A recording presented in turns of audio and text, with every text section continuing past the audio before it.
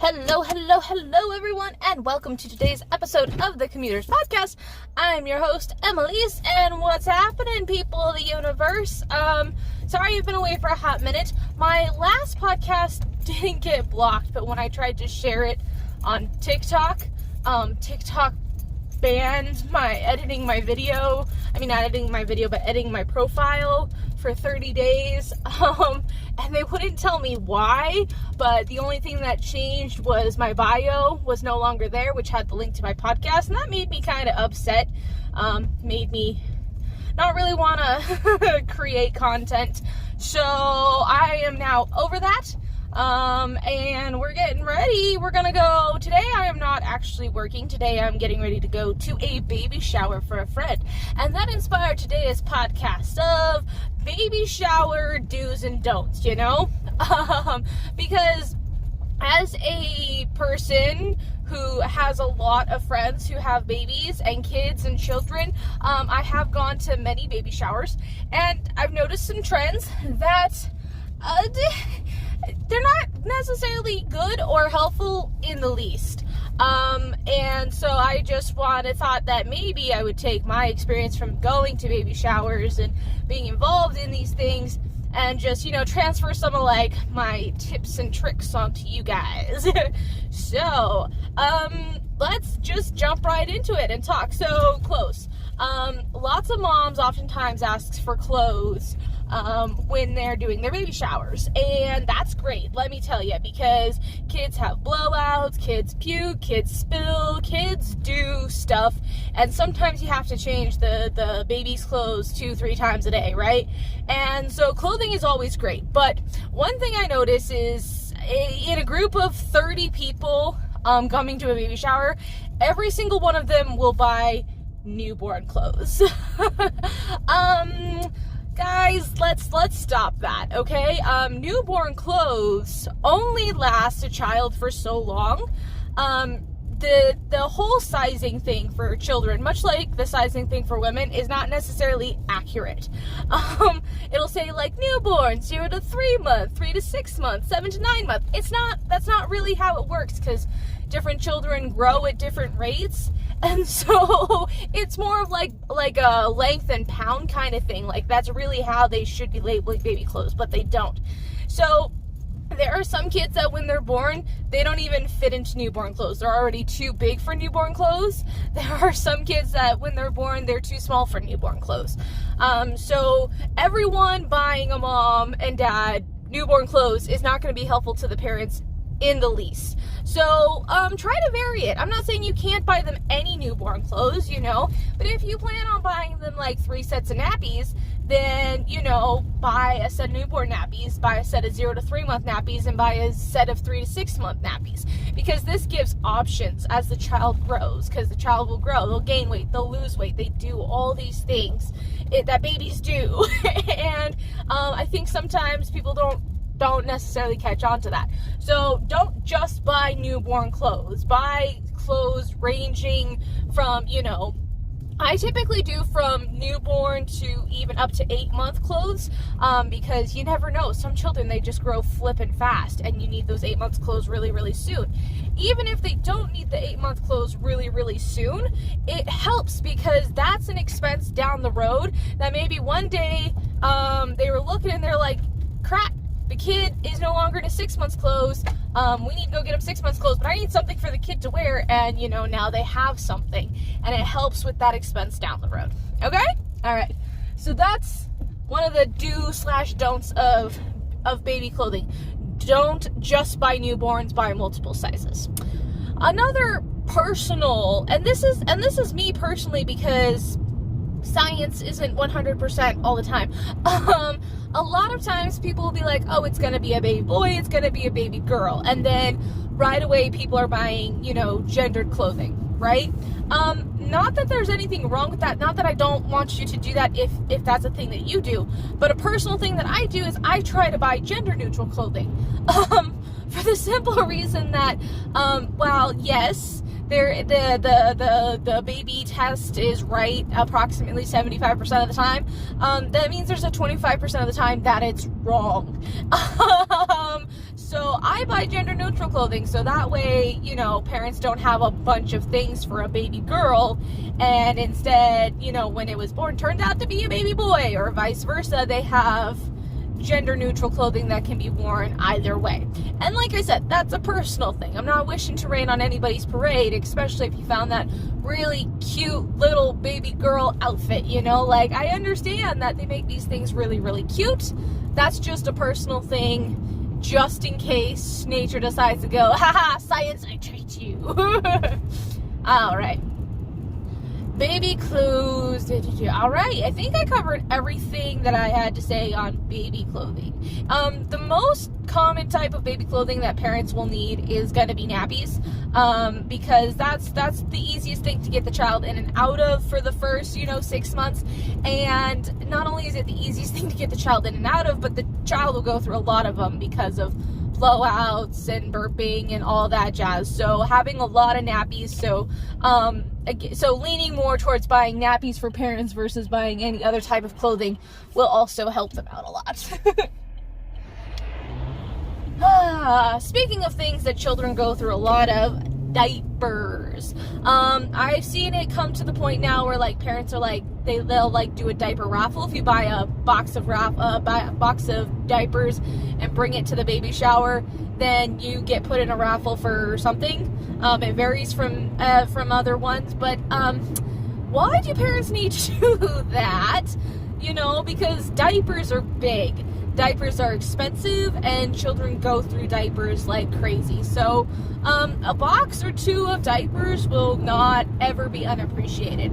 And again, like clothing, I like to buy, you know, a couple of different sizes of diapers for the parents, because again, it's one of those things where like, now you've got it down the road when you're like, ah, crap, I need diapers, but I have no money. So it's helpful. You know, that one I don't try to go too old because children go through a lot of diapers. So I'll typically buy like 3 to 6 month, and then like, you know, 0 to 3 month, and then 3 to 6 month diapers, kind of like sizes.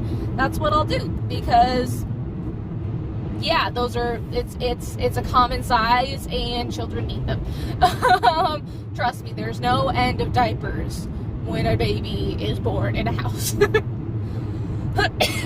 Sorry, excuse me. I moved this weekend. I didn't move far. Kind of like, I just moved like a football field away from where I was staying previously. I just moved out of this giant basement with multiple rooms that I wasn't using and just way too much to take care of into a little studio apartment. So yeah, it's a lot nicer, but I did a lot of moving this weekend, and so as a result, I'm exhausted. So excuse my train of thought as it wanders. We went over clothes, we went over diapers, pacifiers, and baby bottle tops. Also, you can never have too many of them when a child is born. So when it comes to pacifiers and baby bottle tops, talk to the parents to see what kind of stuff they're using for their kids, so that way you're not buying them something that's useless. Whenever buying any sort of baby shower gift, you know, aside from diapers, and you can even do it for diapers, I like to get gift receipts. Always get gift receipts for everything, because when it comes to like, because like if for any reason they end up needing to exchange it for something else, or, you know, like, because, you know, you bought, or, you know, sometimes people buy the same thing because great minds think alike. So in these cases, gift receipts is always a good idea. So I always suggest gift receipts.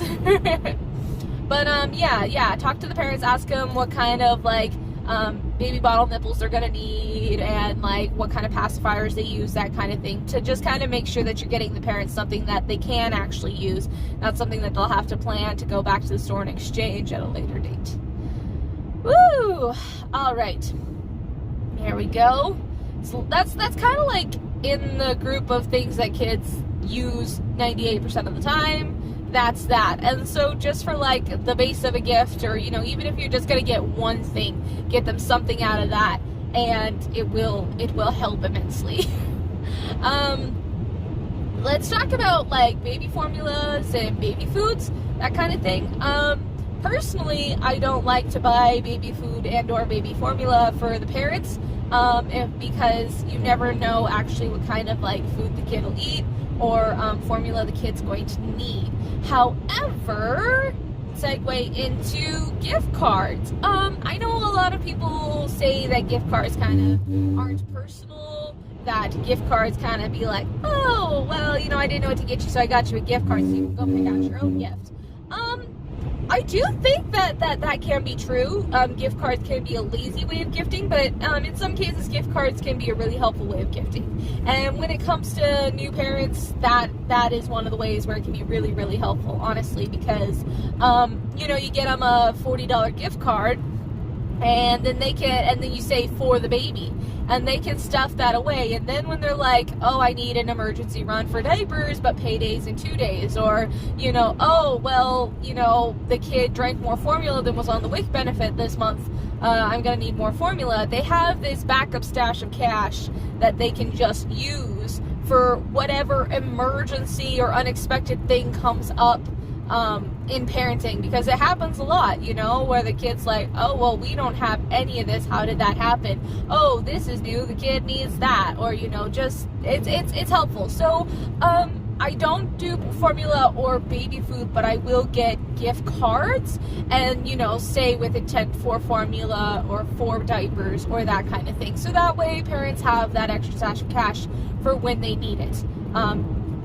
Because parenting is not easy, guys, and newborns are not easy, and they're expansive, really expansive. So sometimes just money to use for whatever your baby need is can be really, really helpful. I like to stick with, you know, the basic, like, kind of like grocery stores, like Walmart or Target, you know, places like that, where they have a wide selection, a wide variety, and so the parents can, like, get stuff. You know, I don't necessarily try to go for specific, you know, because like sometimes there's like baby companies and stuff like that, and I don't personally do that so much, because then you can only use it on that one. But if your kid, you know, can't wear that type of diaper, your kid can't eat that type of food, then, you know, it's back to square one, where it's like, nah, well, this is basically useless now. So I try to get a general, you know, grocery store where they can just get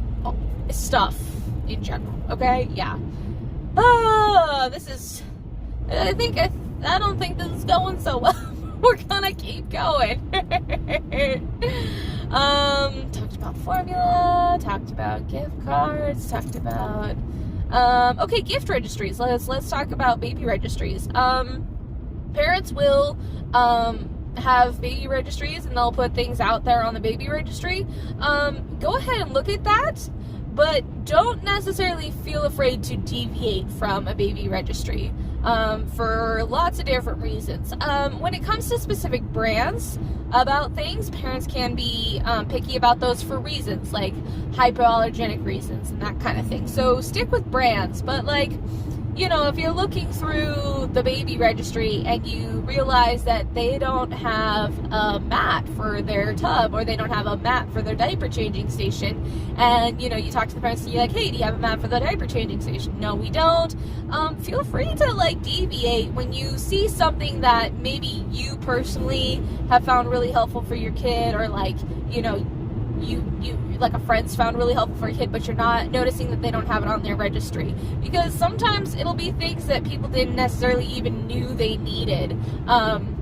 For example, when my cousin was expecting her first kid, we were looking through trying to find her a baby shower gift, and my mom found a little side of the tub insert. So it's like a shower caddy for the baby that goes on the side of the baby tub, and you can put everything in there and keep it all neat and tidy. And my cousin, when she got it, was like, hey, that's kind of ingenious, I wonder if I'm gonna use it. My cousin told me that not only did she use the crap out of it, but she also used the crap out of it for her second kid, and both of her kids are no longer children, but she still uses it because it's just incredibly helpful. So sometimes, you know, deviating from the registry list and getting something that's not on it can be the gift sent from above. So feel free to deviate, but again, pay attention to brands and that kind of things, because you never know if your child, if like both parents are hypoallergenic, chances of the kid being hypoallergenic are very, very high.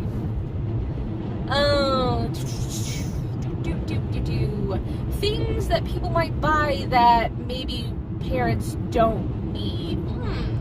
That's a category that I was thinking of. Let me think about what people buy that sometimes parents, aside from newborn clothes.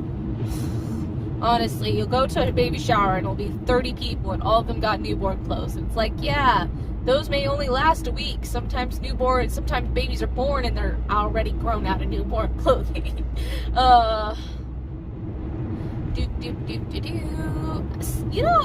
Sometimes I think that people want to like go and buy expensive gifts for parents, like baby monitors or like breast pumps and that kind of thing.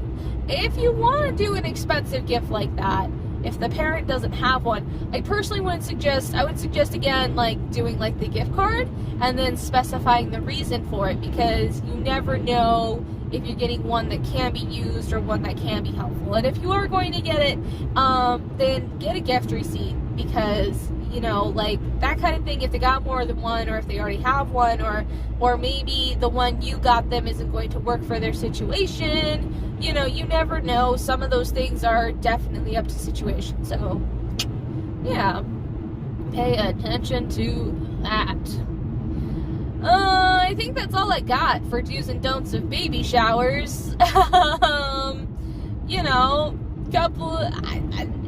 Baby showers, have fun, make sure that, hey, here's the thing, side note, this is not necessarily just baby showers, but something that I know really annoys pregnant mothers, so don't do it.